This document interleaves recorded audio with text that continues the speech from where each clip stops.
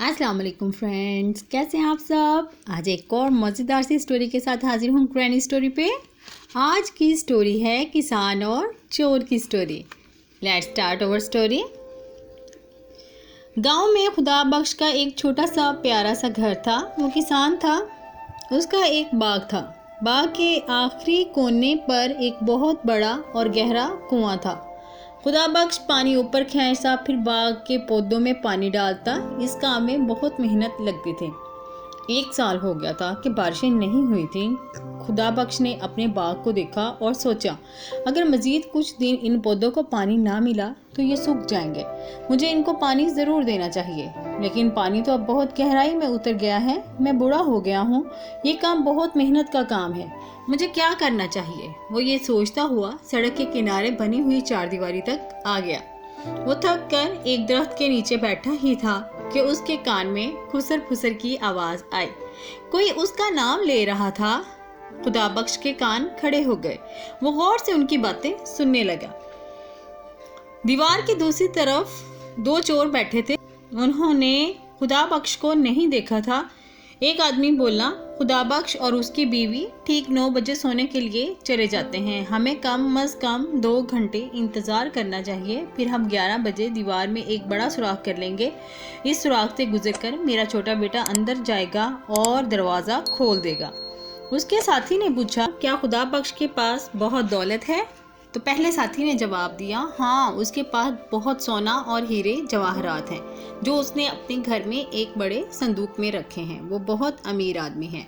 दोनों चोर ये बात सुनकर बहुत खुश हो गए। खुदा बख्श ने उनकी बातें सुनी और वो घर चला आया। उसने अपनी बीवी से कहा, आज रात हम खाना ठीक 9 बजे खाएंगे। उसने अपने घर में मौजूद सारा सोना, हीरे और जवाहरात इकट्ठे किए और उन्हें अपने बेड के नीचे छुपा दिया। फिर वो छोटे बड़े पत्थर घर में लाया और बैठकर चोरों का इंतज़ार करने लगा।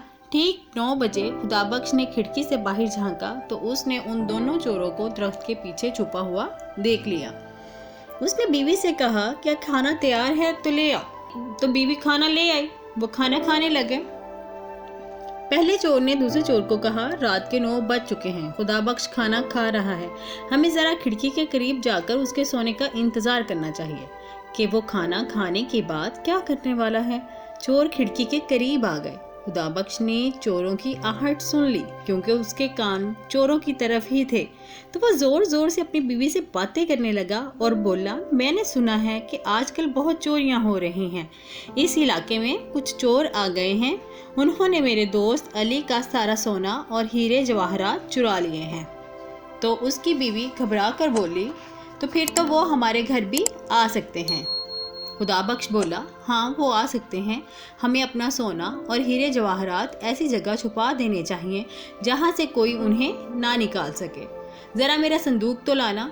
बीवी संदूक ले आई। खुदा बख्श ने पहले ही छोटे बड़े जो पत्थर वो बाहर से लेकर आया था वो अपनी बीवी को पकड़ा दिए। उसे अच्छी तरह समझा भी दिया था कि ये हमारे सोने और हीरे जवाहरात हैं। फिर वो ज़ोर से बोला और अपनी बीवी को कहने लगा, मुझे पहले सोने की ईंटें दो ताकि वो मैं संदूक में रख दूं।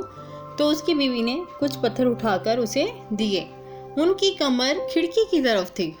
खुदा बख्श निहायत चालाकी और सफाई से उन्हें संदूक में रख रहा था कि चोर ना देख सके।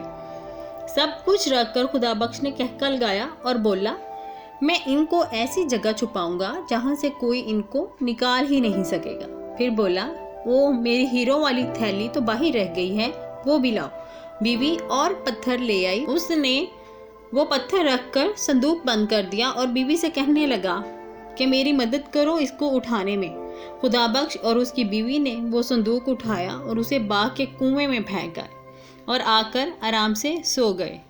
चोरों ने काफ़ी देर तक इंतज़ार किया। जब कोई आहट सुनाई ना दी तो वो दोनों कुएं के पास जा पहुंचे और संदूक को बाहर निकालने की तरकीब सोचने लगे।